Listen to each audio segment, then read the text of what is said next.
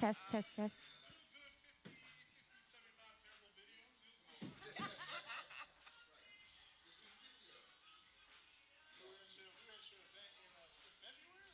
March. That was 50. That was March. You were working with Rosemary. I love me some Rosemary. I'm starting to love me some Rosemary. Yes, I was so happy because we were talking, and I said you need to call Saludo and get your trademark. She said, oh, I already know. Wait. How do you know? How do you know? So I went and I was looking up trademarks, and I saw Eagle talking. I'm like, oh no, let me tell Rosemary. And then I looked at the attorney. I saw your name. I said, that's what I'm talking about. Yeah.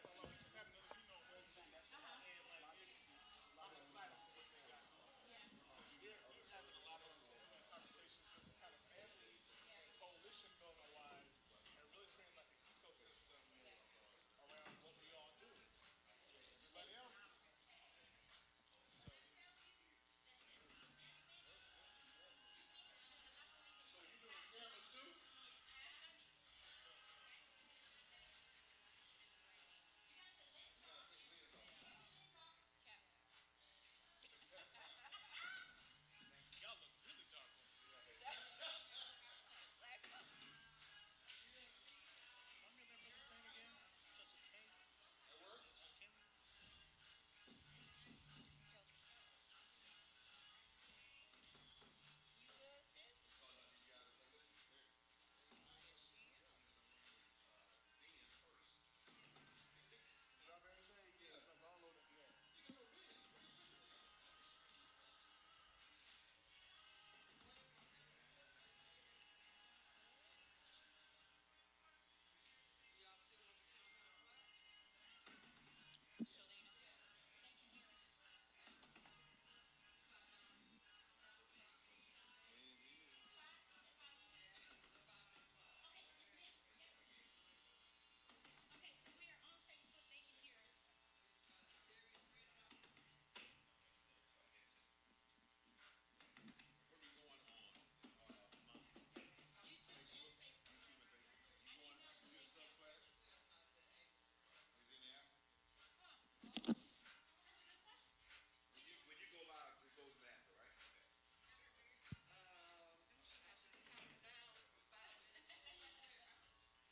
Thank you, Harris.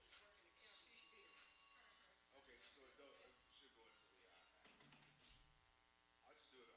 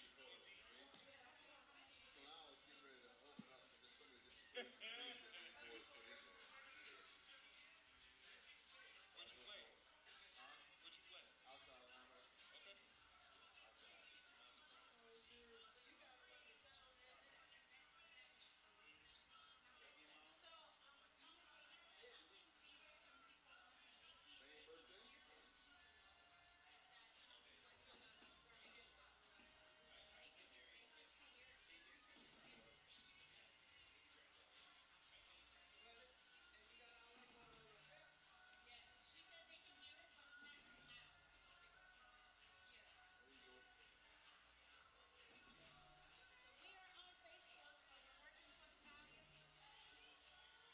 We're working for the volume. Yeah, but they're saying that the sound is not coming.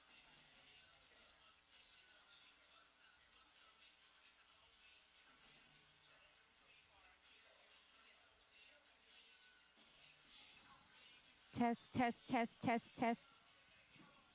Test, test, test. Test, test, test. Test, test. Chandrika, if you can hear me, can you text me, Test, please? test, test. Test.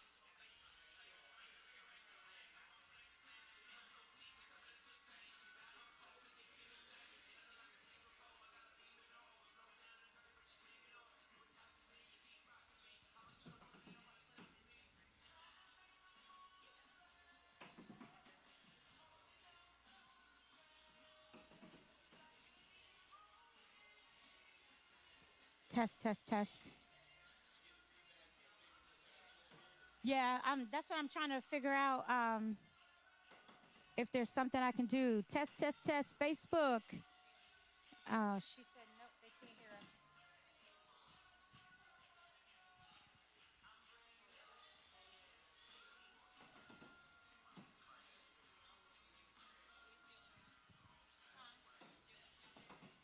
Well, yeah, we're on the countdown now, but test, test, test. They can't hear us.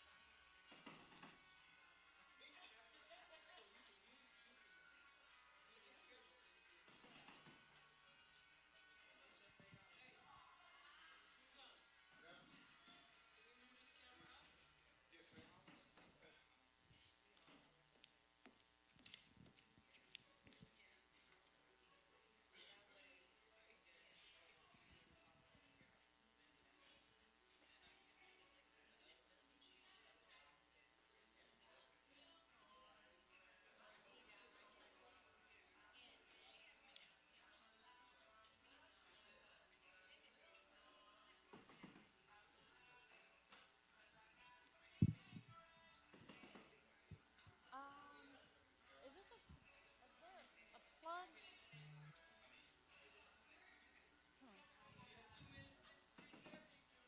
Yeah, they can't. Test, test, test. I'm testing on social media. She says she can't hear me. Chandrika, can you hear me? No, they said it sounds like it's in a tunnel.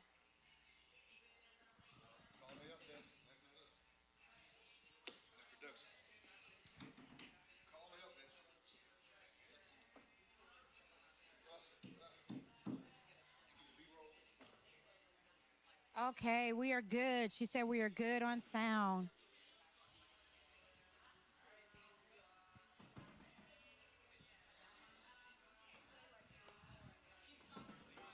Test, test, test, test, test. Good evening. We are excited to be here with you tonight. We are going to get started in a few minutes. I can hear it now. Okay. My friends on Facebook, put it in the chat if you can hear us. Okay. Chandrika said we can hear you with the heart. Yes.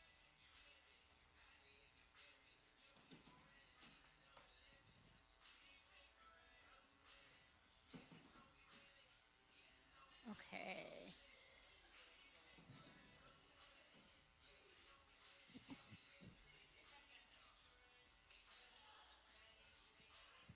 Welcome in on Facebook. Make sure you share this to your Facebook. You know somebody who needs to be in business and they are not on here yet? Go ahead and share it with them.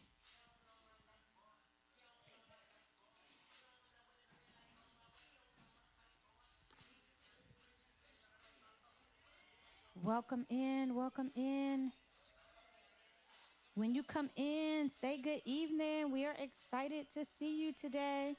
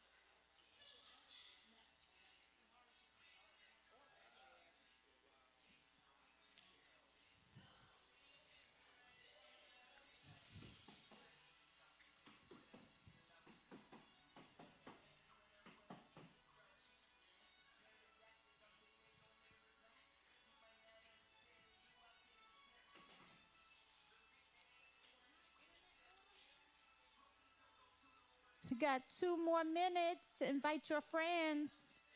Don't be selfish.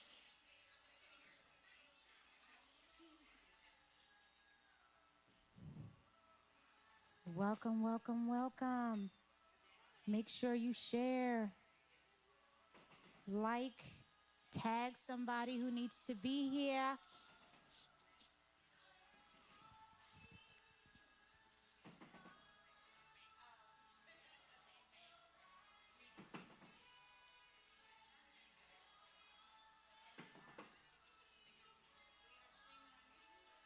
Look, we got one more minute.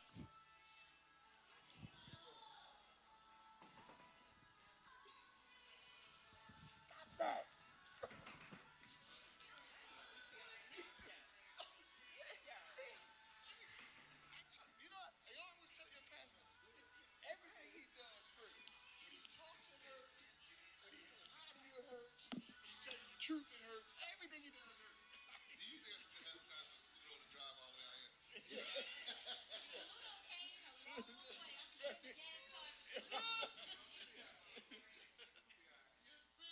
Ooh-wee, we are ready.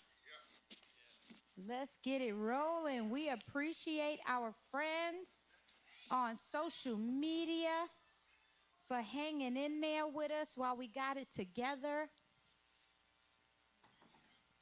Welcome, welcome, welcome. All right, if you are a business owner, go ahead and put it in the chat. We want to hear from our business owners. Hello, Elvin. Hey, Latanya. Welcome, welcome. Hello, Miss Gloria. I hope you can hear us now.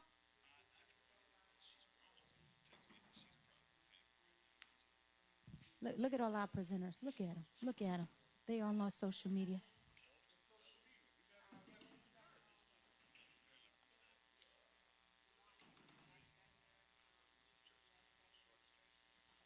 All right. I want to welcome everyone in. We are working on our tech. We appreciate you being here on this live as we have our entrepreneur conversation. What you see happening on the stage right now, this is what entrepreneurs do. They just talk. They don't care what's happening around them. They're talking business and making deals. So we are super excited. We're going to get this going in just a second. And if you have a question, put it in the chat. If you are already registered and you got your question in, thank you. And we are going to get started. But before we get started, we're just going to make a couple of camera adjustments, and then we're going to get rolling. While we're doing that, put it in the chat. Are you a business owner? Are you thinking of starting a business? Make sure you share this on your page.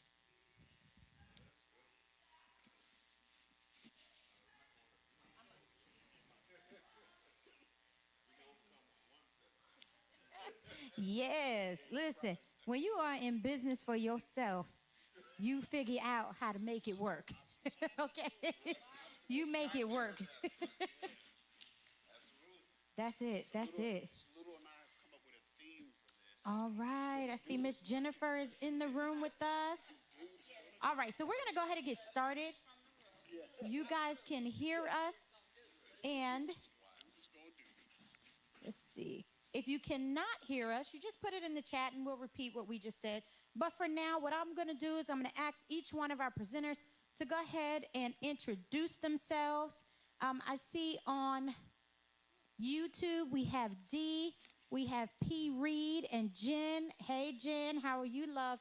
So we're going to start down here with Brian. Brian, if you'll just go ahead and introduce yourself to the people, let them know who you are and what it is you do.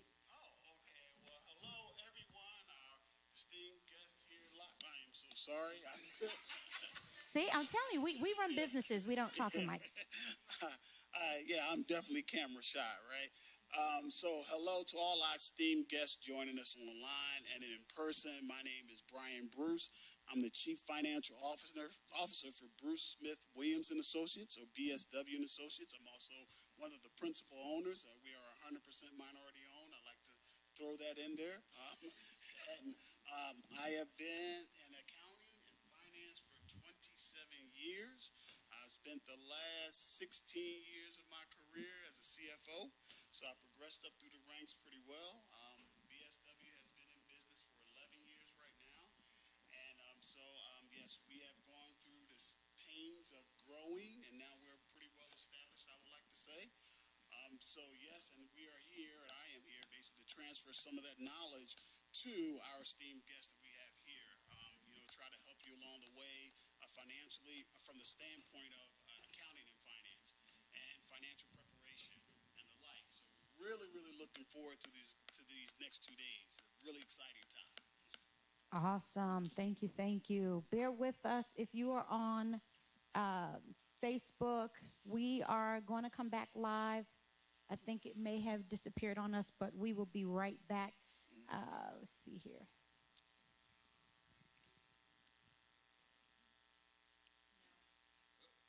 There we go. I think we're cooking with gas now. All right, Pastor D.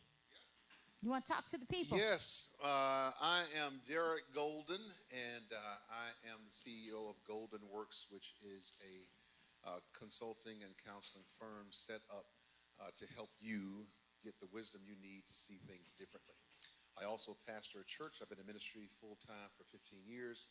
Prior to that, I was in real estate for 7 years, and then prior to that, I ran multiple businesses through the Associates, which is a now sold bank.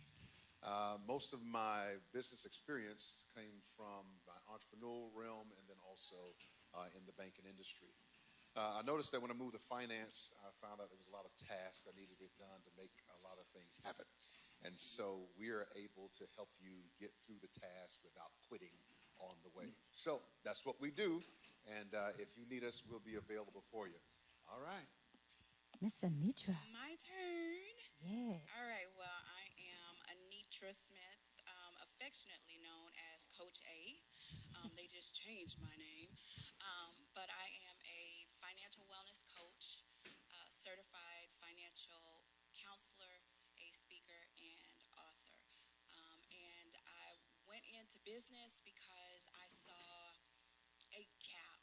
I saw a gap, and I decided to get out there and fill it after spending thousands of dollars. What I calculated later on was thousands of dollars educating myself, and still walking away not feeling like I had everything I needed.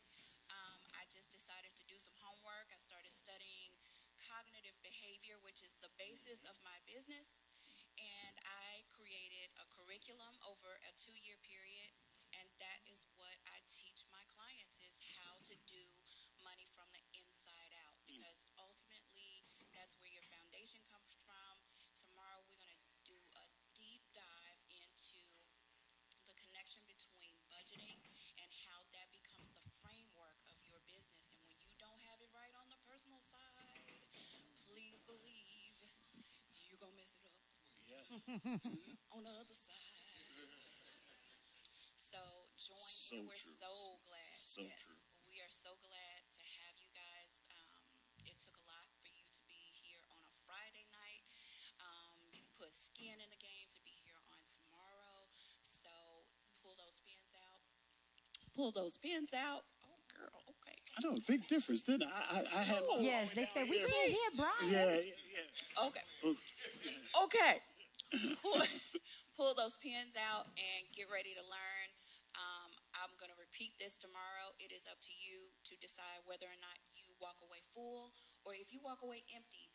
But the information that we will be providing, I cannot emphasize how valuable it's going to be. So be sure that you plug in and get this stuff. Let's go. All right. The man, the myth, the legend. There we go. Welcome, everybody. My name is Saluto Uba. I'm the founder of the Uba Law Group. I don't think there's another one. And we help high-powered entrepreneurs protect their business, brand, and bank. Specifically, we do that through forming a business entity that's actually going to protect you. And we're going to talk about that tomorrow, the difference between a paper LLC and performing LLC. We also help you protect your brand by filing and registering your trademarks, copyrights, intellectual property. I'm in the midst of real estate professionals that are excelling at an incredible level. So protecting your physical property is important, but it's the year 2022, so your intellectual property can have just as much value, and in some instances even more value. So we got to protect that. And then additionally, we help you protect that bank with tax strategy, because people don't really comprehend that the biggest expense that you'll pay over the life of your business is taxes. Now, I'm not an accountant, and you're gonna hear me stress that multiple times throughout the next couple of days. But there's a difference between taxes and tax strategy. So we want you to understand how the Internal Revenue Code works, so you can understand the distinct position and advantage you have as a business owner and entrepreneur. And so we want to put that package together. We want you to have a cohesive strategy. We want you to be set up legally, and we want you to have that peace of mind and the confidence to go forward and to dominate in whatever industry you work in. So I'm really excited for tomorrow. Just for everybody here, we're going to be dropping nuggets for the price that people have paid. And so honestly, like Anitra, like you talked about, just in the past Hold on. What he meant to say is we giving away some free stuff. I mean, we giving away a lot of game. Just in the past 2 years, you mentioned paying thousands of dollars. Similarly, I'm probably pushing $20K in the past 2 years just of the investments that I've poured into myself and for my business. And so that idea of skin in the game is extremely important, because there are people that want to launch things that are going to change the trajectory of their whole lineage. You want to create generational wealth, but the investment that precedes generational wealth needs to be substantial. So this is the first seed for a lot of people, but as y'all gonna see from tomorrow, it's gonna be the beginning of something transformative. So I'm excited, and I'm just chill right now. Otherwise, I'm gonna talk. Well, no. That's awesome. That's awesome. And I am your host today. I am Shalina. Welcome from Facebook. Welcome from YouTube. I'm what? I need to be. Oh, dang it! I was trying to hide. I said, Lord, hide me. See, that's called hypocrisy at the highest level. You want to snap pictures and videos of everybody else, but you're going to hide behind the camera. Let me tell y'all what happened. Brian said, I'm not on social media. I don't do pictures. I don't do none of that. And when we asked him to do the video, he called me up. He said, do you know how hard this was for me? All I asked for was a 30-second video, and Brian was not having it. So I appreciate that. 3.5 hours. It's so sad. It took him 3.5 hours to give us 30 seconds. So I'm Shalina. I am your host today. I will be your host tomorrow. And I am honored to be in the presence of these amazing entrepreneurs. And I know you keep hearing a lot of them say, tomorrow, tomorrow, tomorrow. Well, what is tomorrow? Tomorrow is where we're going to have the summit right here in McKinney, and we are going to have them present to you what you need to do to position yourself to be in business. And we're not just talking about filling out LLC paperwork, because that's not being in business. Being in business means you're making money, means you're bankable. And so we're going to talk about that, what that looks like, what being a Saludo told me, oh, you just a paper LLC. You need to be performing. I felt a little offended, but I said, he's right. He's right. Yeah. Why can't I go to Cancun and then write it off because it's a business? We're going to talk about that tomorrow. So there's a lot of information that we're going to share with you. But just so you know, I am a licensed real estate broker. I am a Amazon published author. I was educated for 15 years. I escaped. And I still miss my kids, though. Some of them are graduating college. And, yeah, that's interesting when they invite you to their college graduation parties. I am a mom. I am a shooter. If you don't know what that is, meet me on the range or outside. I am a racer. I am an athlete. I am all those things. And I have time for all those things because I'm an entrepreneur. And so that's what we are going to talk about today. You should be able to still hear my voice. I'm pretty loud. I used to be a coach as well. I coached basketball, volleyball, and soccer. Didn't know anything about Spanish until I coached soccer, and I kept getting red carded because the kids kept telling me to say bad things to the refs. So, all right, so we're going to be asking questions, and if you have questions, we want you to put them in the chat. And I see you guys saying that That sound is... All right, so Shalina's in front of the speakers, so he's going bananas back there in... Oh, I'm sorry. Board. So what we might have to do is bring your table up. Yeah. Oh, it's my table. See, look how fast he is to put me out here in front of it. He ran off the stage. Right. This is called payback. I will not ask Brian to do another video again. Look at that. He got me front and center. All right. Okay, come on. All right. So grab the chair. I appreciate that. All right, I know y'all can see me, you can hear me. If not, put it in the chat. Thank you. Oh, they set me up for success. This is This is what Dress for Success looks like. I love it. I love it. All right, so we have some questions that already came in. And then if you have questions and you're on Facebook or YouTube, just put it in there and I will read it out loud for you.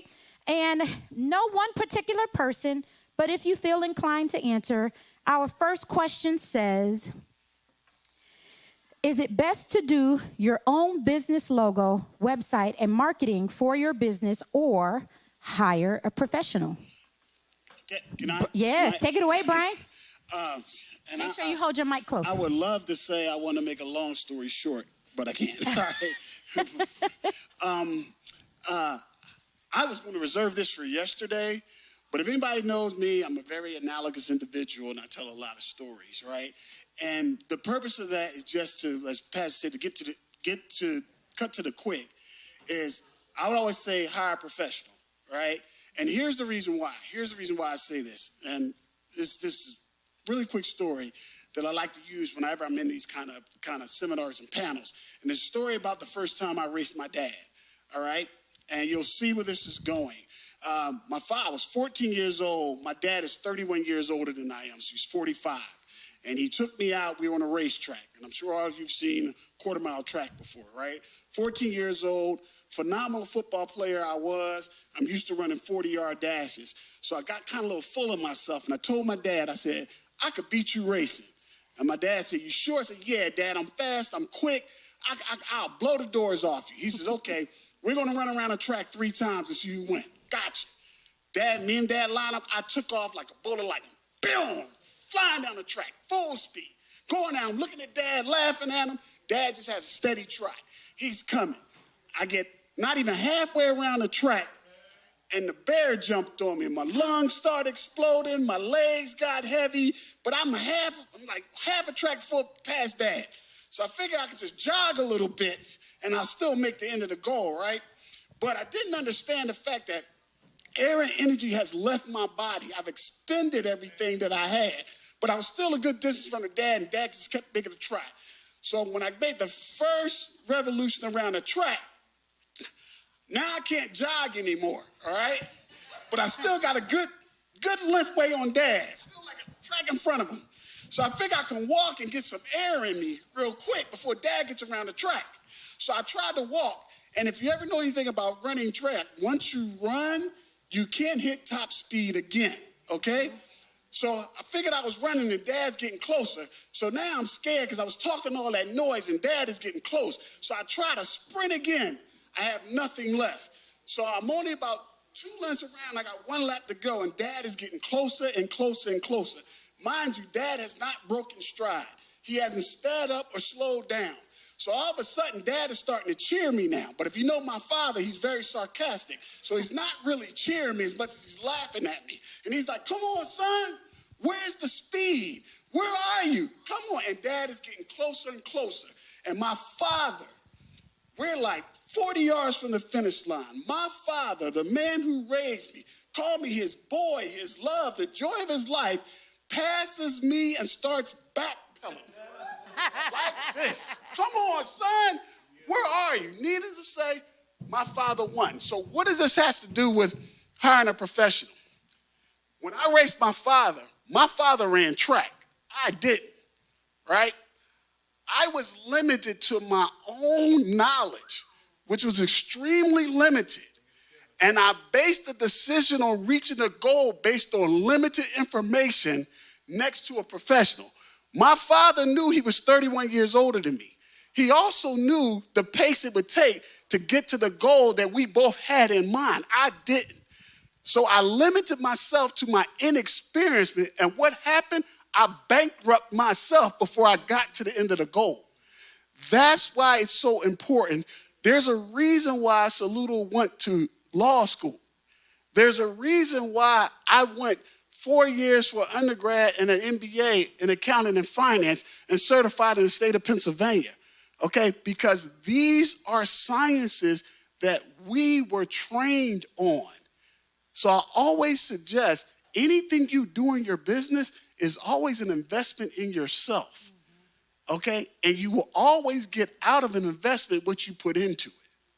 So if you invest in yourself with limited knowledge, you're going to get limited results.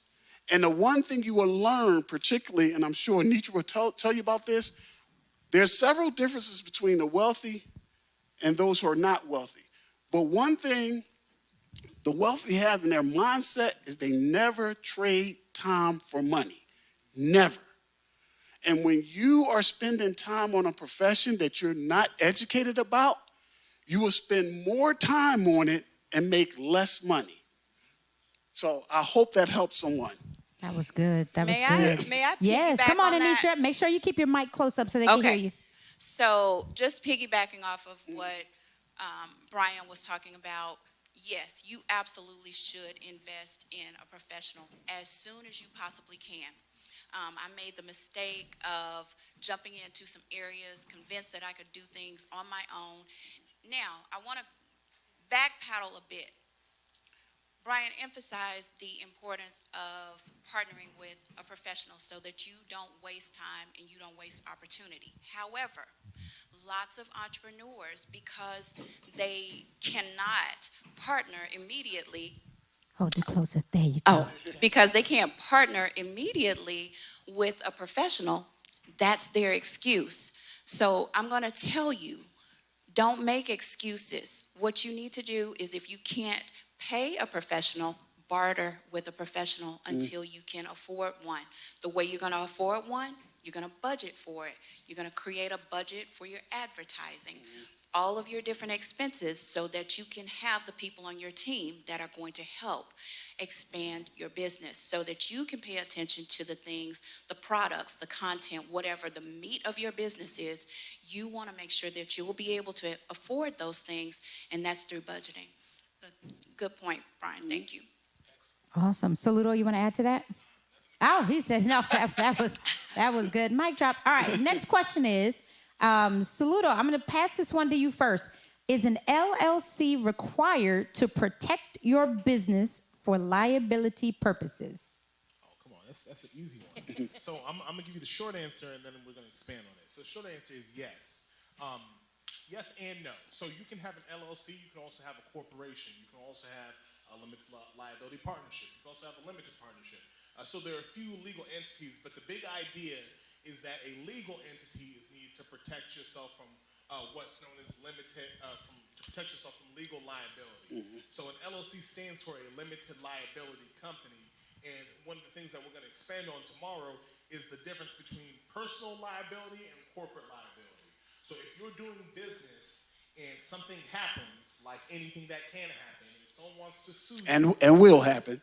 it will happen. If it can, it will. This is a litigious society. People will drop a lawsuit and drop a hat.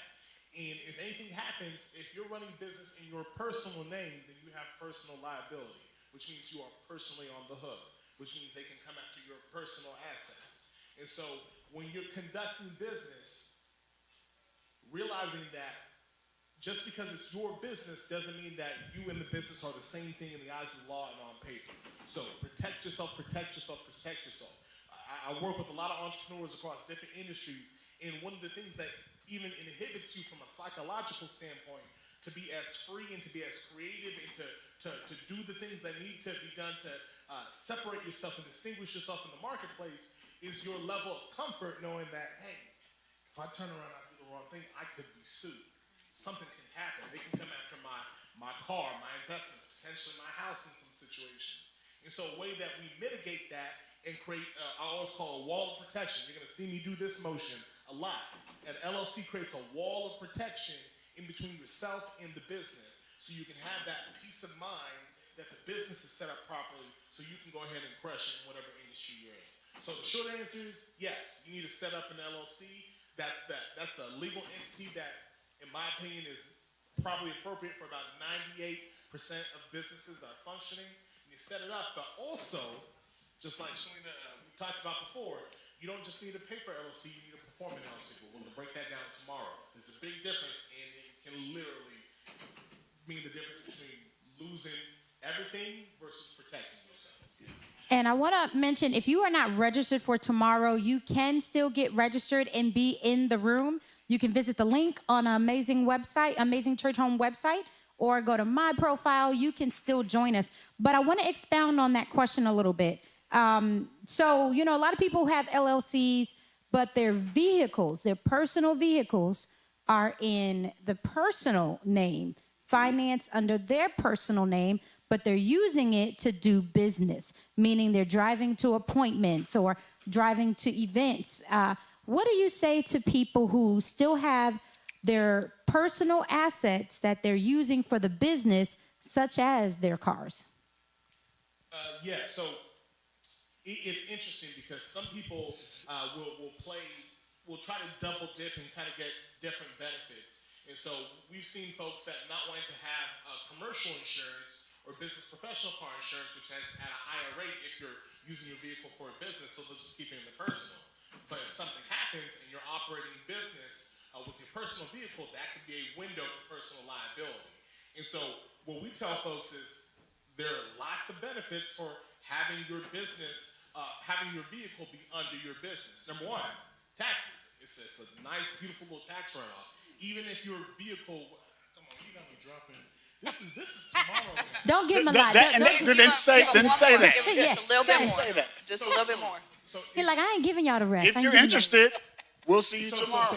There's benefits, and so there's a lot of financial benefits for doing what Shalene is intimating right now. So understand, there's so many different levels to entrepreneurship and to protecting yourself, and really to people who aren't that versed in it, it seems like, oh, I gotta do this, and I gotta do that, I gotta do this. But for everything that feels like an obligation, there's an even greater incentive and benefit. Absolutely. And we're gonna break down a lot of that during tomorrow's session. So just know, there's a reason why the wealthy, there's a reason why seasoned business owners that they're doing all these things, not because it's a fun thing to do, but because there's an actual benefit and there's a reason that they're doing it. So That's awesome. Brian, you want to expand on that? Well, actually, there's nothing to expand on except for what I hope the audience hears is a recurring theme between all of us. And I kind of talk. I don't have to. At the risk of sounding redundant, I'm going to talk about it tomorrow. I think when you step into entrepreneurship, right, the first thing you need to do or learn to do is quickly. Pastor's telling me something. I got my back to the. Oh, I passed it back here running AV, running the mics, running us. It's Renaissance man. Behind the Renaissance scenes. Yeah. So, but one of the first things you have to do, whether it's getting a mentor or being educated outside of yourself, you have to learn to make the transition between employee and entrepreneur. Meaning you have to change the way you think. Okay? Because you've been an employee for so long and your mind is set on processes, all right, versus goals. It's a big difference, all right? When you're an employee, you're learning to see processes and steps, right? And you're trying to avoid the pitfalls, so to speak. So your mind is always cautious because subconsciously you're looking for an evaluation. Okay, and that's going to cripple a lot of you when you step out. You keep thinking like an employee. How do I save money? I can do this by myself, all right? And that's the first thing you have to learn is transition your thought from an employee to an entrepreneur because things run completely different when you have the mindset of an entrepreneur, all right? Employees generally are not successful when they remain employees trying to be entrepreneurs. You can work in your business or on your business. Go ahead, Anitra. That's good. I wanted to also add, and I think you will agree, I've been told this by SBA professionals when it comes to business funding, that even though you're operating in a business as a sole proprietor, which is wonderful that you've even gotten started, but the SBA does not really take you seriously until you create a real structure, which is at least an LLC. So is that correct? Yeah, it's funny that you mentioned it. That's around a lot. So when we're setting up LLCs or business entities for people, there's two primary reasons that we do it. One is, of course, that liability protection, but the other is business legitimacy, just like you said. So across the board, if I'm working, and it's crazy because I have a lot of clients that are in some of the creative spaces in the design industries. And so if Apple wants to tap you to commission you to do some work for them, or Facebook or Foot Locker or ESPN wants you to work for them, there's a difference between the way that they treat you when you're just John Smith, just a person, versus John Smith LLC. Right. Even if it's just you, the same person behind the business, your legitimacy is looked at differently. Institutions like the Small Business Administration will also look at you differently and treat you differently. And so, IRS. Indeed.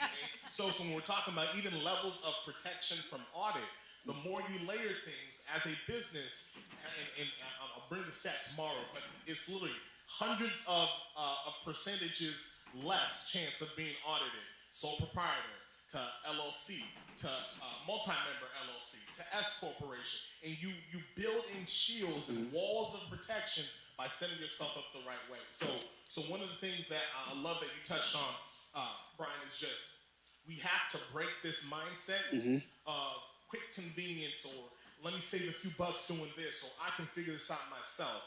Because oftentimes, and this is a phrase I love to say, you're going to get what you want, but you're not going to want what you get. Exactly. The results of it is going to be worse if you're trying to penny pinch and save $1 here, which is going to come up and bite you in the end over there in an area you can't even anticipate. So that's all. Saludo, that was great what you said, because I just add on just really, really fast is when you were talking about getting what you want but not liking what you get, and the whole mindset. Oh my God! Never mind. I lost my train of thought. I had it. It went out. That means God gave me something else to say. That means they want you to hold it for tomorrow. Right. That means don't give them all the goods See, today. that's 55 coming all over. And just for you all online, the question has been asked, are we going to put the second half online? We are going to send a private link to Zoom to anyone who registers and wants to attend online, but you will need to register. And I'm going to call up our amazing pastor because we have a question that was directed straight at you. And I want to read the question, but we're going to kind of need you to come and answer. See, look at that. He been back there working. All right. So this question came in, and it said, my question is for Pastor Derek Golden, and I'd like to know how you separate business from ministry as it relates to financial matters. Oh, financial matters. Now, that's actually not my question. That question I would probably direct to one of the other Saludo, Brian.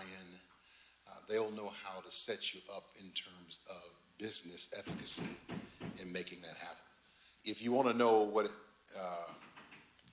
ethics-wise, there actually is no separation. There's no such thing as Christian business, Christian ethics. All of that is just nomenclature. If you go into a thing and you think that there's a separation, then mentally you're trying to separate things out, and you shouldn't do so. Now, when we talk about the actual separating of your different accounts, it's the same as separating your personal accounts from your business accounts. It's something totally different. I would do it in a different bank.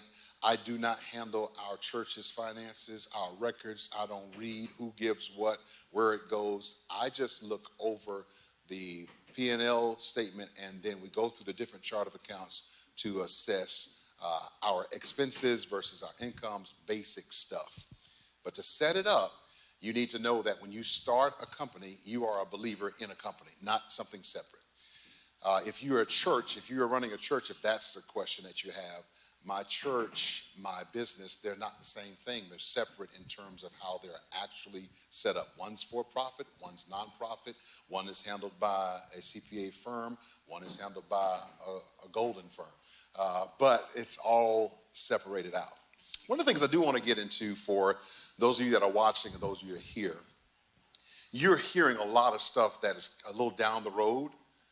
If you are registered, you're going to get the front of it on tomorrow. If you're not registered, you need to go ahead and register, because you're tapping into wells that have already been dug deep, and you're just now starting. So some of the information is intimidating. I can feel you, and I know that's the case. We're going to help you start and the best way to say is, the reason why they're here is because your start matters. You need to launch instead of starting. I need you to get out of the mindset of starting a business, a small business. This is not set up for that. This is set up so that you can launch and start a company. Brian hit on it. If you're starting a business, and this is basically what he said, if you're starting a business, Saludo hit it, Anitra hit it with your personal finance. If you're starting a business to try to make money and you don't have your personal stuff together, you're already starting off wrong. Work on that. Doesn't mean you can't, but you got to work on that. And when you're starting something, know that the intent for which I started has to have some vision, some goal in mind. If it's a car, I really don't care. If it's a house, I really don't care. If it's a vacation, I don't care. But what I do care is that you get organized and at least get going properly. So again, these are deep wells. And when you hit them, man, they're going to spew out. So you got to know what you're asking and ask the specific question that's going to help you. So one of the things I'm going to say to you, first thing I'm going to say to you, do you even have the reason why you want to start it? If you don't start with the why, all of the other questions are going to cost you money, but you're not going to get any results. All right? That's good Yes. because when it comes to vision, that's my baby. I talk about vision. Absolutely. And I have told people before, you can go ahead and turn your business in because your vision is not in alignment and you're just going to be here spinning Right. wheels. Right. So I want to press upon you really quick. Know why you're doing it because that is what is going to help sustain you. Your why can change. It can change. You don't have to be tied to that. Just like we change, why you're doing something can change. But if you are not staying in rooms like this, and that is the hardest thing for people, is to get in the room where the information is being given. There's got to be sacrifices. Saludo drove down here and all that traffic from Mansfield. You got to sacrifice. And if you are not willing to sacrifice as an entrepreneur, it is going to be difficult for you. The greatest thing that we have is control. So I'll hear people, oh, I can't because this, I can't because that. You can, you're making a decision not to. Yes. When you change your decision, your business will also change. And so I've made a lot of money and I've lost a lot of money because of my decisions. And so when you think about the vision, that vision needs to sustain you. And I know some people say, oh, well, I just want to do it because I want to make money. Then don't do it. No. Because money follows the passion. Money doesn't chase money. It follows something that you love to do. So if you don't like doing it and you think that you're going to make a quick dollar by being in it, you won't. Or you'll make the money and then it will fizzle out and then you'll be sitting there bankrupt. Brian, you were going to share? Yeah, actually, you touched on something that I wanted to say. And we've all experienced this. Either maybe we said it ourselves or in those who wanted to follow in our footsteps, we heard them say it. And it's two things. One of the more dangerous things you can do is to say, I'm going to go into business to make money. Obviously, you can be in business and make a whole bunch of money, right? But what Selena said is so important is it's better for you to have a passion. Passion will create money. I promise you will. Because I have heard so many people say this is the biggest myth about entrepreneurship, at least in my experience. I want to become an entrepreneur because I don't want to work for anybody. Say that. You don't want to be an entrepreneur, all right? Yes, you know. Okay. Look over in that camera because I think that's the one that's got you. Oh, yeah. Yeah. Because I hear it all the time when people come to our firm, right? And preparation is another thing that's really important. When people come to our firm and they want to sit down, right? When you come into us to build your balance sheet and a financial statement because you're trying to get a loan, it's already too late. I'm going to tell you right now, thank you, Holy Spirit. That's what I wanted to touch on when you were talking earlier, right? Preparation is everything because opportunities, your chances for opportunities of success are greater when you're prepared, all right? Time will kill anything. So you were giving an example by ESPN. When you come to a bank and you want a loan and they ask you, what's your business plan? And you come looking for me, you're already in trouble because the bank is looking for information right now. And you're already setting yourself up to see or to appear like your corporation or your entity is not legitimate because you don't have financial statements are something that are produced every month. Every month. You should have it right then and there. If they ask you, how liquid are you? You should have a balance sheet ready to go. All right. If you come back and says, well, let me talk to my accountant, and you're sitting there waiting 3-4 days, it kills deals. So preparation is everything. But bottom line is, when you're looking for what business you want to start, don't listen to what your mother say, your wife, or anything else. Start with what unless is your it? mama's in the business, unless your mama know. Well, business. Saludo and I will talk about hiring family members later, all right?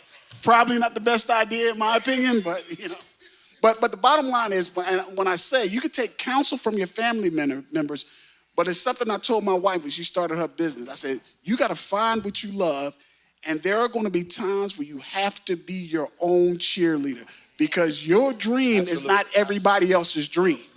Okay? And you cannot live for everybody else. You got something in you that you love. And tomorrow I'll tell another story about basically a story about a client I have right now who started off in New York City walking dogs. $15 a dog, walking dog. His passion was animals.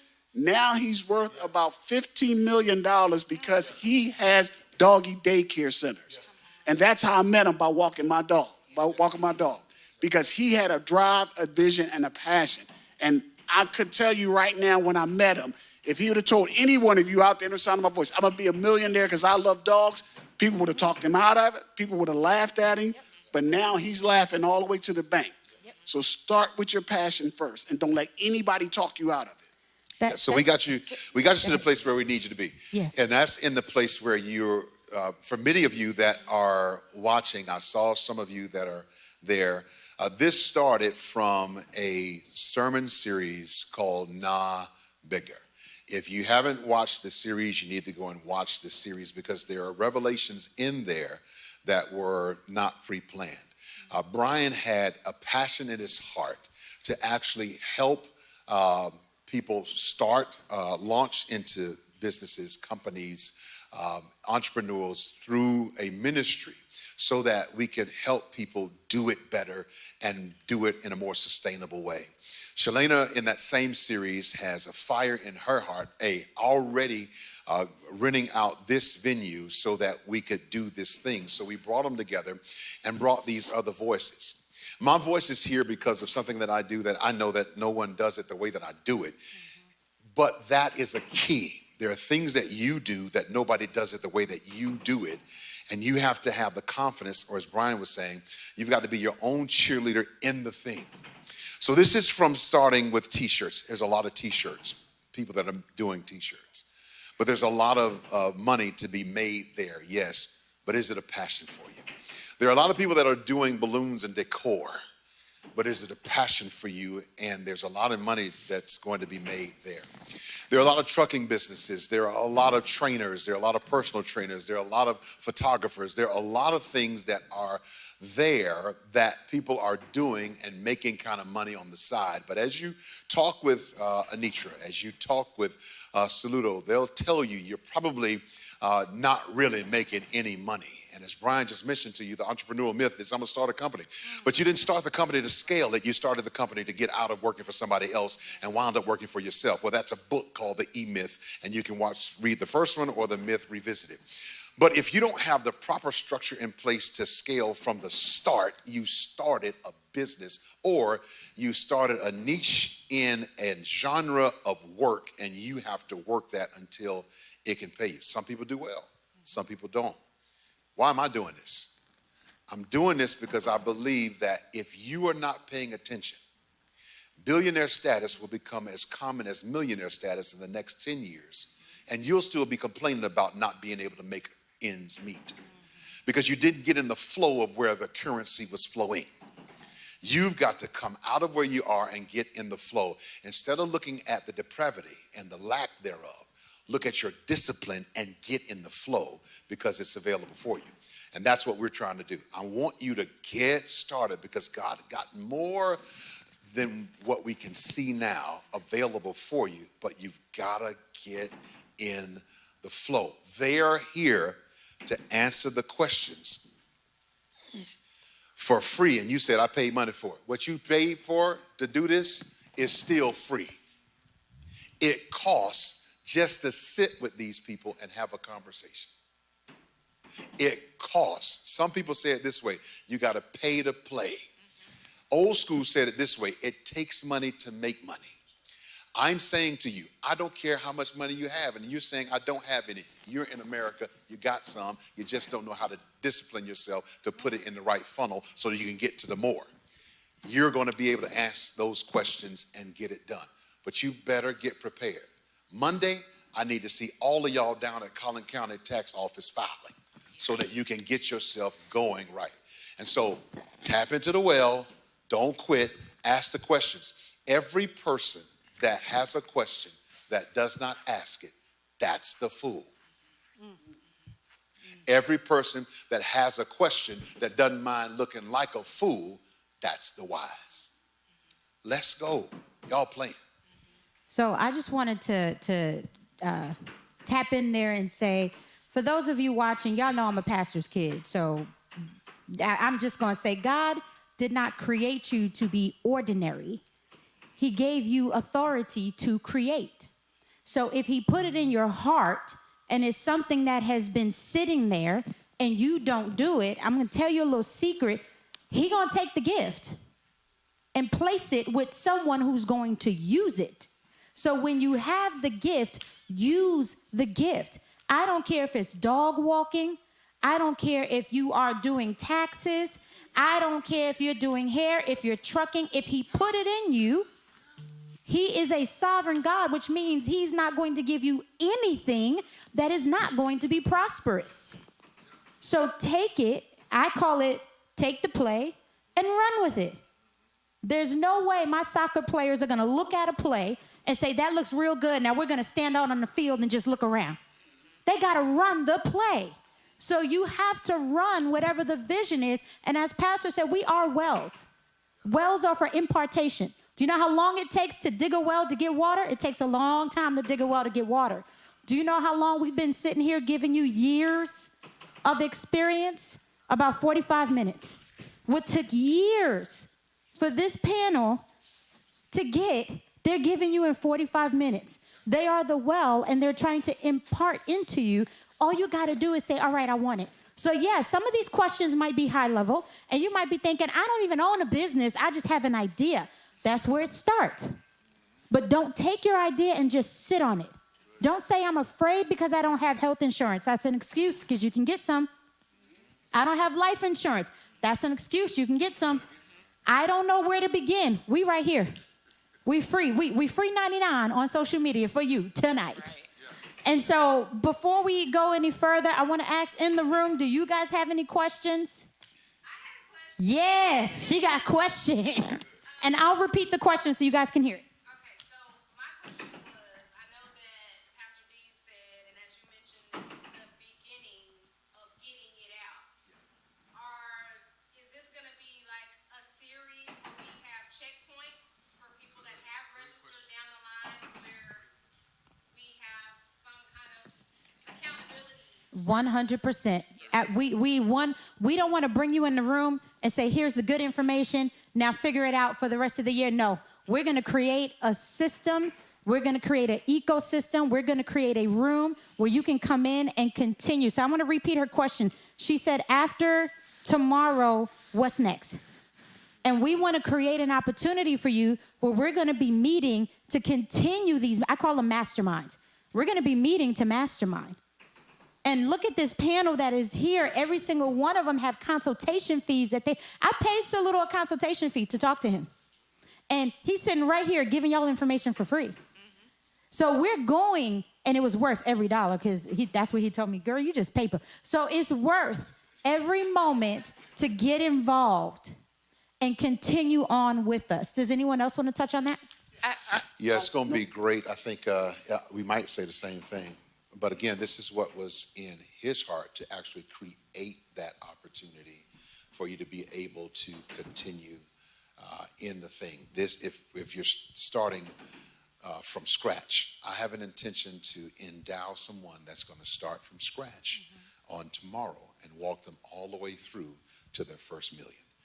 These kinds of things take about 2 years to incubate. So you've got to be in it for the long haul and not the short run. But in the short run, it'll be available for you. I pressed on Shalana to make sure that we had that available so that you'll be able to get the continued support. Is that where you're going to be? Well, can I jump in on Go ahead, Anitra. Jump in on Yeah, while he sneaks. and it was a sort of, but what I wanted to say, and to expand Hold your mic closer. I'm sorry.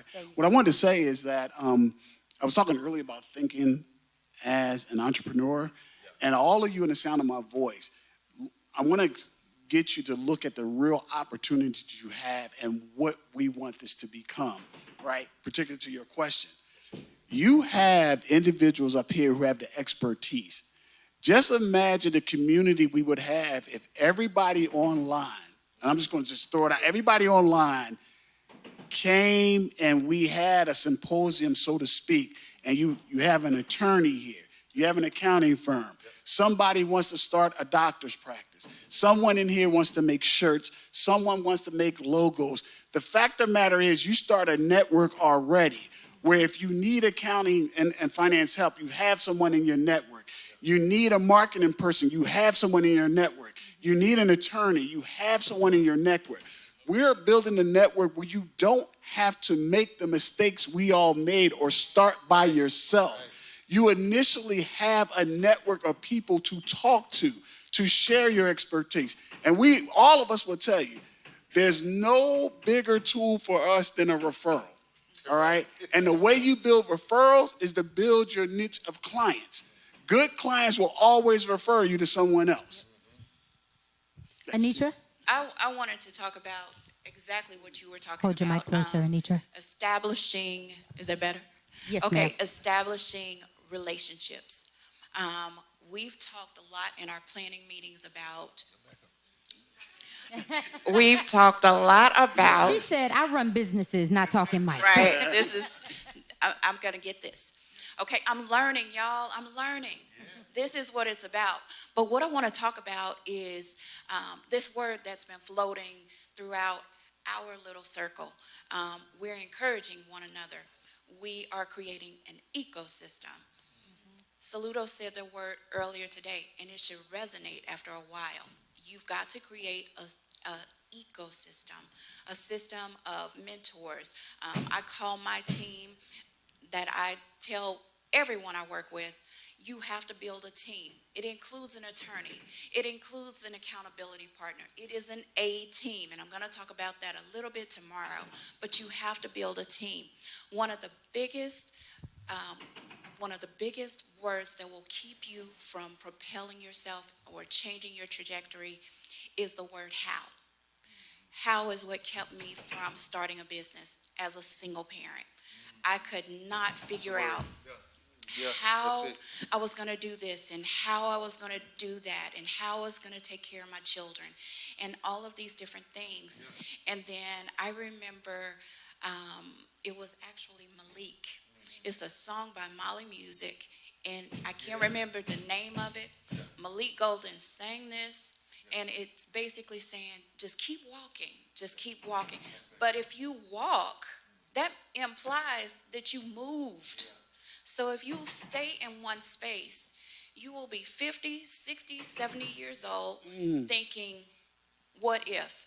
And let me tell you, one of the things that will gut punch you is when you've had an amazing idea and you watch someone else execute.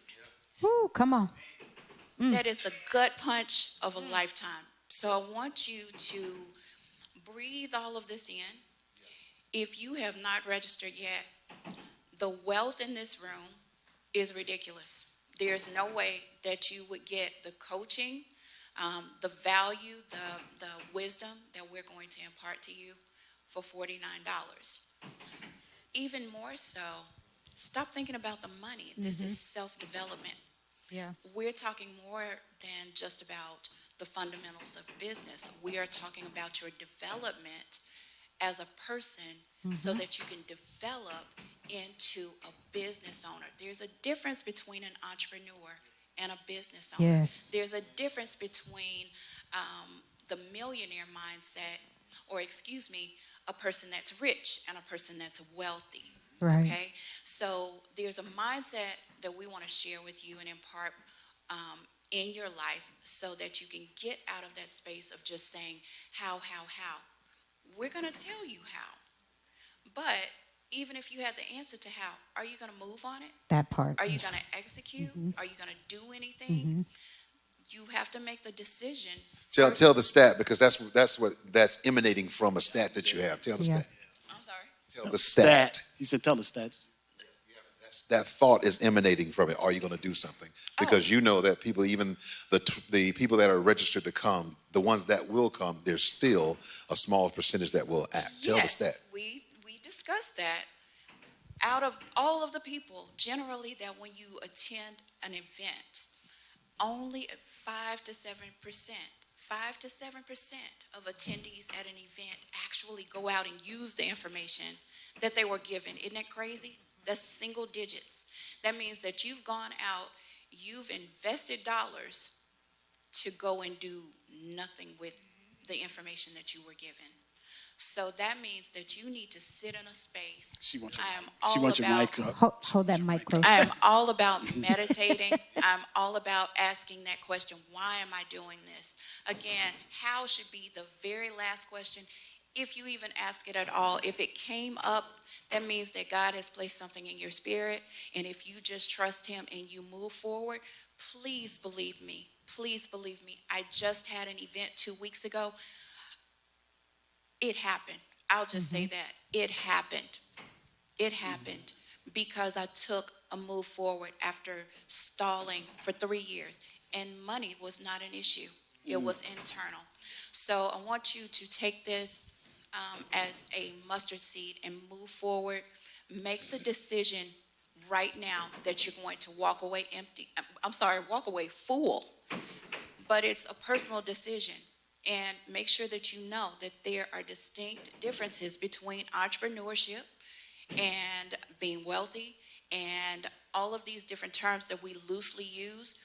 When you move into a space of business, you have to define things very carefully. What it is that you want, when you want them, you have to set deadlines, benchmarks, and you have to adhere to them. So you have to examine yourself internally first to see if you are even in position. And don't let not being in position yet keep you from going. Go out and find somebody at that level to build you up and keep going until you execute. There's nothing wrong with asking people, hey, what's your best practice? That's pretty much how all of us got here, is asking somebody how they did something. That's it. So I want to really quick. Kevin, I saw your question. Kevin said, when can I quit my day job? We're not going to answer that tonight. We're going to answer that tomorrow. Let me get it to him. Let me get it. You can quit your day job when the company you build creates day jobs. Oof. All right, Kevin, that's all we're going to give you. Short and to the tip. So I want to, Kevin, that's all you're going to get. Get in the room tomorrow, Kevin. So I want to give a final question because I know we got to get home and get prepared for tomorrow. But I want you guys, if you're coming tomorrow, I need you to empty your mind. Empty your mind from what you thought you knew about opening and running a business, working in a business. And I know some of you hear the word corporation and you're like, I'm not ready to run a corporation.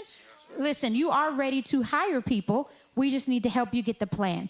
And so I want to start with Saludo with this question. How do you define success in your business?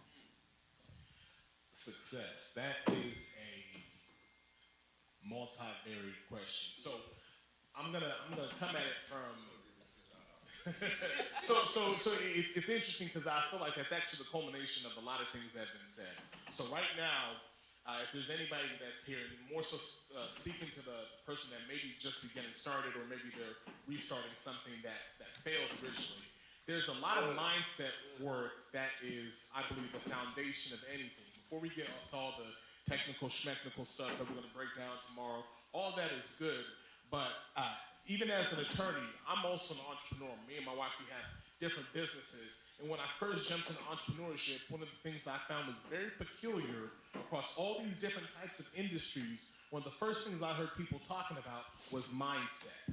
They were doing real estate, they were doing law, they were doing self-storage, they were doing all type of stuff. They were doing rentals, all this stuff. But the first thing they talked about was changing their mindset, primarily moving from a scarcity mindset to an abundance mindset. And one of the biggest changes that's necessary before anybody can tap into whatever their success is, whatever their vision, whatever their dream is understanding that unless my mind changes, nothing that I'm going to strategically implement will change, because I'll be running it from an outdated mindset. Brian touched on the difference between an employee versus a business owner versus an entrepreneur. And then even beyond that, one of the things that we talk about with our clients is transitioning into CEO mode. Because you think you're leaving a 9 to 5 for a better situation, but you're living a 9 to 5 for a 24/7. And until you can set up systems that allow you to fire yourself from your position and be the business owner, you're going to be working a whole lot longer and a whole lot Come on, Saludo. harder boss, which is yourself. And so one of the things that gets me excited, and there's levels to this, obviously, because you don't jump into entrepreneurship and able to take off 2 weeks to go on vacation. You don't jump into it from the jump. You have to establish that. But one of the things that we're going to talk about are building those structures in for what success looks like. So I'll give you a quick example of what success is for me. So my defining moment, I say it all the time, as a business owner, is I have a son. He's 4. He's going to be 5 in December. And his school called and said, hey, Micah's not feeling well. We need somebody to pick him up. And I picked him up in 15 minutes because I'm my own boss. That was one of the most defining moments for me, but it took time to get there. And so establishing and creating that CEO shift and a CEO mindset is vital. We're going to talk about this later, but one of the most limiting things that will stagnate you is not developing systems and not finding time and creating space. And there's different strategies that we can use to do this, but not creating space to be your CEO. I tell people all the time, so many entrepreneurs don't have time to be the CEO because they're too busy being the secretary. And so if you let all the menial and kind of grunt work tasks that are necessary but don't necessarily need to be done by you, if you let those tasks stop you from doing what only you can do, your business will not be what it's meant to be. So one last point, and then I'm going to get out of the way. The reason why I get so passionate about this when I'm talking about business and entrepreneurship and all this stuff is great, but at the end of the day, these are means to an end. So when we talk about investing money, when we talk about investing time, one of the biggest shifts that happened in my head several years ago is my relationship with money. And it used to be such a big thing. Oh my gosh, I gotta work X amount of hours to get this much money to invest in whatever. Until you realize that money's not a leader, money's a follower. Yes. Money follows value. So if I can figure out how to create value, money will always come to it. And then on top of that, as believers, there's so many different things that the Lord has placed in our hearts individually to accomplish. And really, Christians being discipled around the concept of money and being comfortable with it and knowing that it's something that you're given to steward for the mission. In many respects, in many instances, at my home church, we recently acquired a property. And so the thoughts are, what would it look like in the future if we had a coalition of this business owner, that business owner, that business owner, that business owner?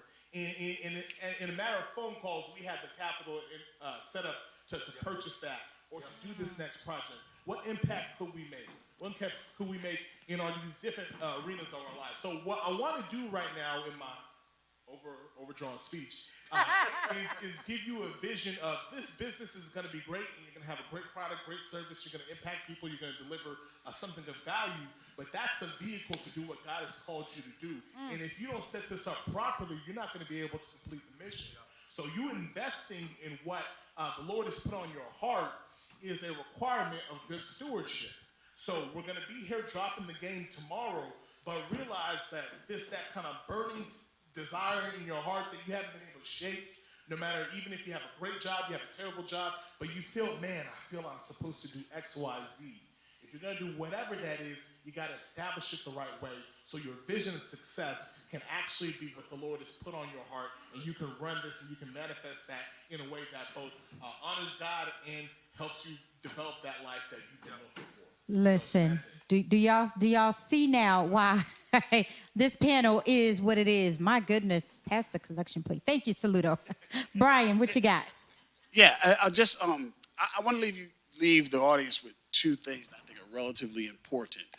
One, when you were talking earlier, you were making an example. You said an example that God can put something in your heart. Hold, let me back up. The premise that I want to start and just give you guys this is the destruction or the evil of procrastination. That's the foundation I want to build on. And I'm going to tell you from practical experience, all right? So one thing I wanted to start off with is when you were talking earlier about God giving you a gift and you're not using it, he'll give it to somebody else. I want to expound on it just a little bit because, you know, God knows what you're going to do before you're going to do it, right? And one could believe, a cynical could believe that what she just said, that God can give you a gift, he'll take it away from you, give it to somebody else. What I want to say is if your mind is that way, that's not really true. What happens is God can give you a gift that he know you will waste, right?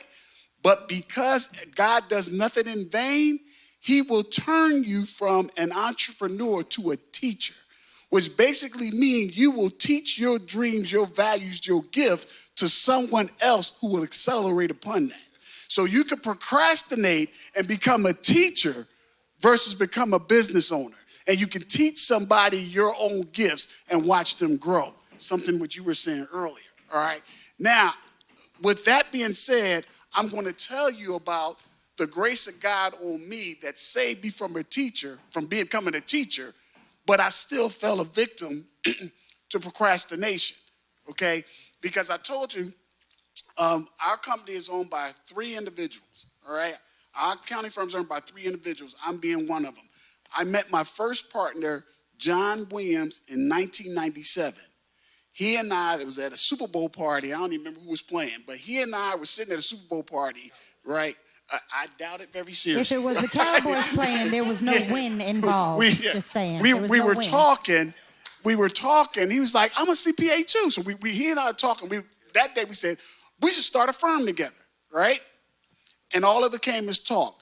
Fast forward to 2006, 9 years later, right?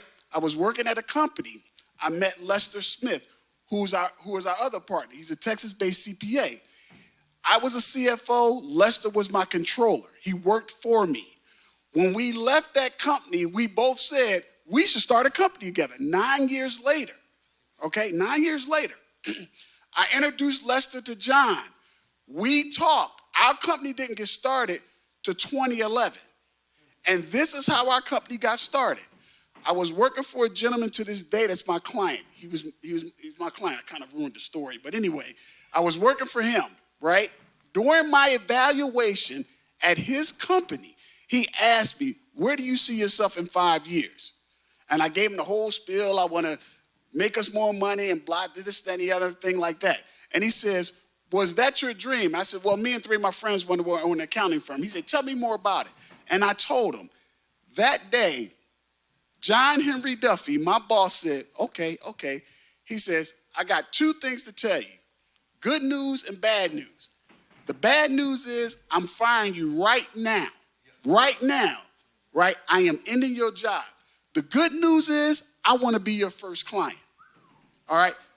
Had that not been for him, I would not be sitting in this chair. I'd be like the rest of you watching this, talking about waiting for the opportunity of what I am going to do. Because procrastination cost me almost 20 years to be where I am now, where I should have been 20 years ago. Do not make that same mistake. Pastor, how do you define success? So one of the words the Lord gave me for 20, what year is this, 22? He says, this is the year to end the procrastination that prevents you from prospering at the level you desire to live on. This is the year to end the procrastination that prevents you from prospering on the level that you desire to live on. which means that there is a level of procrastination that all of us must have.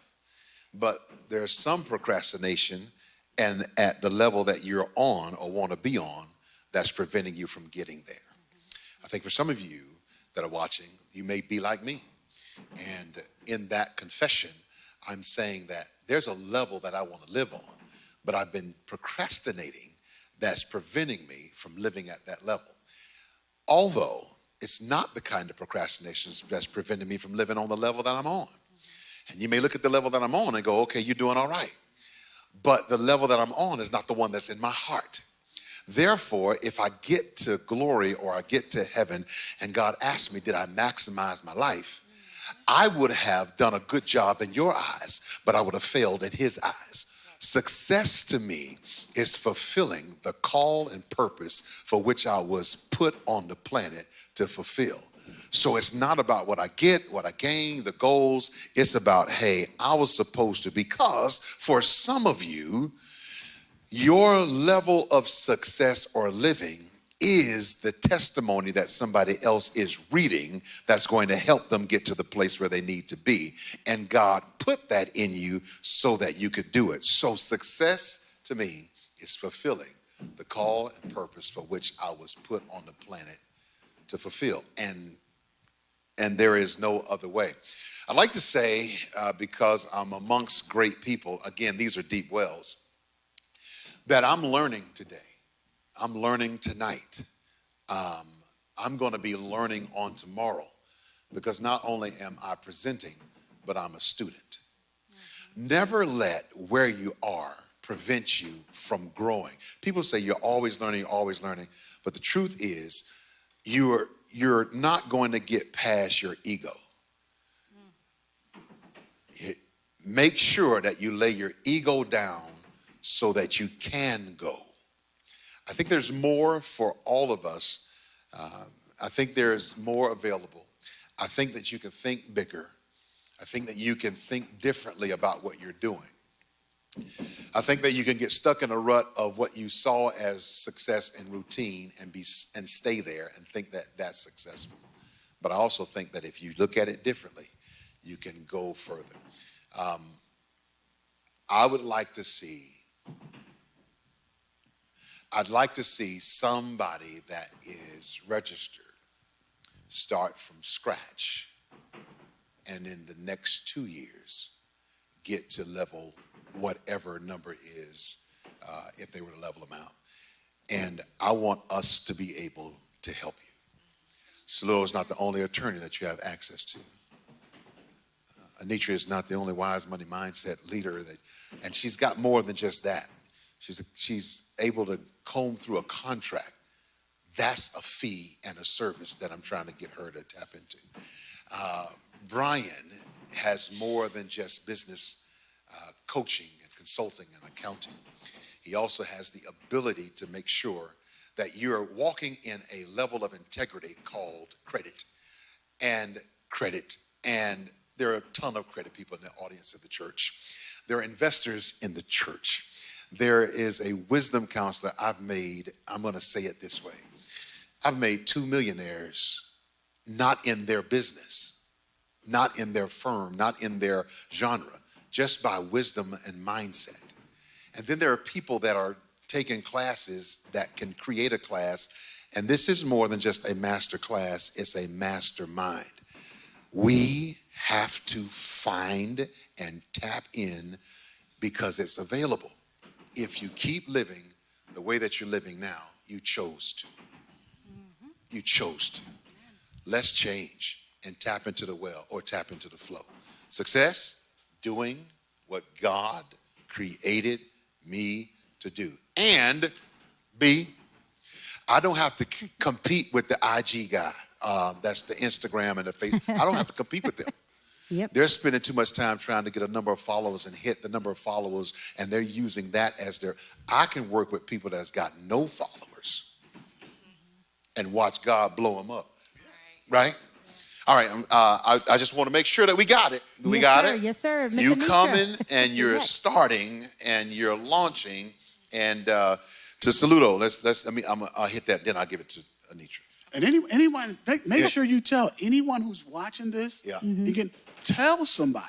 Get them Yeah, to register. tell. It's not Hey, too late. that's how it's gonna work. It's Friday night. Plenty of people are still up. Yeah. Hey, We'll make some room for you, but not too much room because I don't want to have too many of y'all in here. No, but listen, here's it. When you start a company, if you read, you'll read Collins' is Good to Great, you read Gerber's, you read all of those. But this is E-Myth. You have to understand that there's a visionary, there's a manager, and then there's a technician.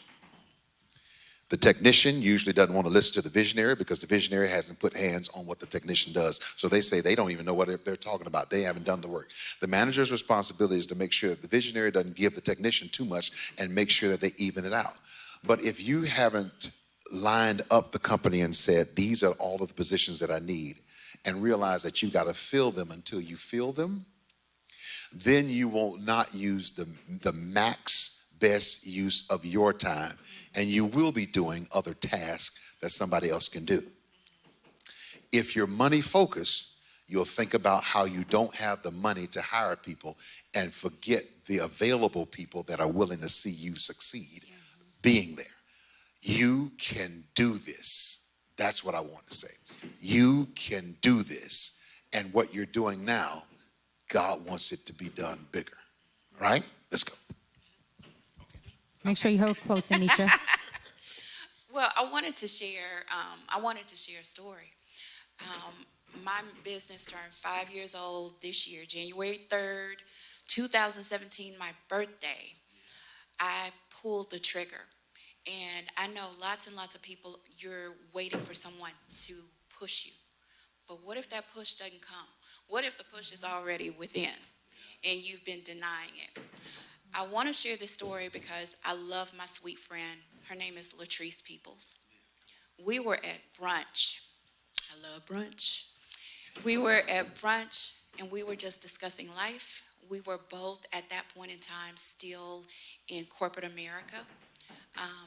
I was not satisfied. She was satisfied in her position.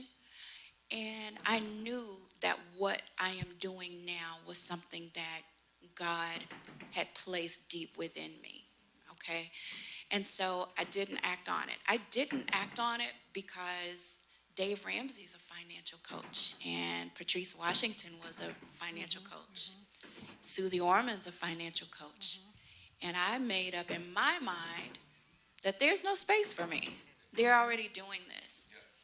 But there was space for me because nobody can tell the story that I can tell as a believer, as a tither, as a single parent, as a woman who overcame financial disaster after divorce. Nobody can tell that story except me. And nobody can tell you what the other side of it feels like except me. And so I want you, regardless of whether you have a cheerleader behind you or whatever, if it is deep within, please know that Romans 8:28 is real deal. Everything that you are given, you were given for a reason. Every tear you've cried, it's been captured, and he's going to recycle it and use it. Get out there with whatever gift or talent. Latrice told me something, and on January 3rd, my birthday, is the reason why I decided to take a jump. And she said, after everything that I had discussed with her, poured out my heart, why I wanted to go into business, the things that had compelled me to believe that I was supposed to be in the business. I shared all of this with her, and she gave me one question that convicts me to this day. What if, or why would you have the ability to know how to help someone when you've experienced different things and you know how to do it, you know how to correct it, and not share it with them and be blessed enough to get paid for it? My struggle now pays me because I'm helping other people, y'all. There is space for you, but you have to you have to jump. You have to make a decision. that's going to be a shirt. My struggle pays me. Struggle pays me, okay? Matter of fact, get Latrice to put that on a shirt. Yes, okay, and tell Latrice, I love you, Latrice. Yes, that she'll be printing these shirts, she and Sean. But I want you to know that conviction, it should drive you. There's something within you that God wants you to share with other people. And if He's placed it in your heart, that means that He's made a way for you to execute it. But you have to believe Him more than your ability. And you have to move in that. I don't care if you, it, think of if you follow me or if you don't. My hashtag is one next right step, meaning today, with what you've been given just today for $3.99, what are you going to do with it? You have to make a decision if you're going to do something, or if you're just on here, to support, whoever, to say that you're an encouraging person and all of this stuff, because it's going to take more than that. And the other thing I want to share with you is to not, while we're talking about success, do not base your success upon what your friends and family say. And then please don't get upset with your friends and family when they don't support you in the way that you feel like they should support you. They do support you. They may not understand what you do. They may not be as passionate as you are. It does not mean that they don't support you. It means that they are not your money. Your money is out there with the people that you need to go out there and create relationships with. The money will follow if you create the relationships. So don't sit there today. Go out there. Think about it. One next right step. We're challenging you. Create that momentum right now by just starting to move. And I promise you it's going to pay off. You don't have to chase money. Money will chase you if you do it in the right way and you structure yourself accordingly. That's it. I want to say it needs to be your own hero. Be your own hero. Be your own cheerleader. Don't wait for someone to cheer you on and say, oh, great, now you can go do it. Cheer yourself on. Because if you wait for other people, you won't get it done. And do not compare your success. So the question of how do you define success? You just heard 4 different ways of defining success. Everyone defines success differently. Some people define success as just being able to start the business.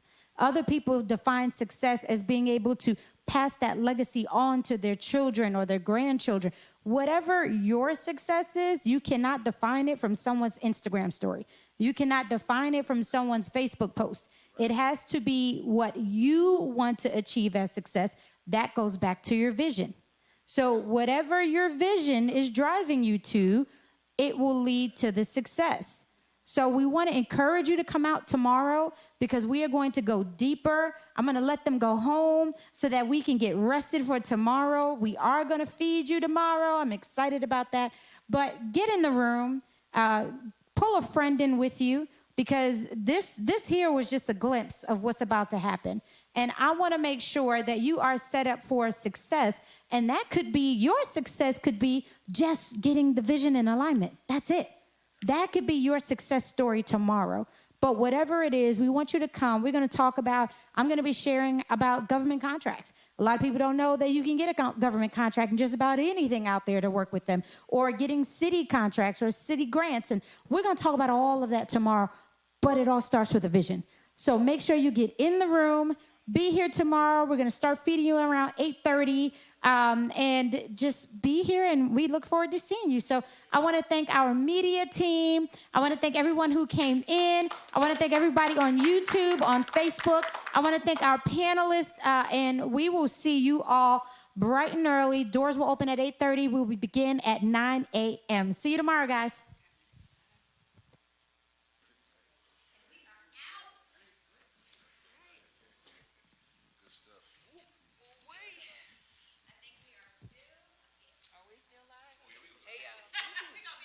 It's the blooper reel. Now, about the brisket. Yes. Yeah. Well, it's for the Taste of Amazing on Sunday. Well, we need, quality control. Quality control. Yeah, man, that's just gonna be bland. I got you. Big Philip?